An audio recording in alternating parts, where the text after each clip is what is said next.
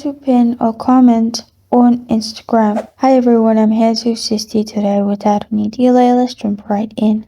First, open Instagram on your device and log into your account. Click on your profile at the bottom right corner of your screen. Then go to the post to where you want to pin your comment. Then click on the comment box at the bottom of the post.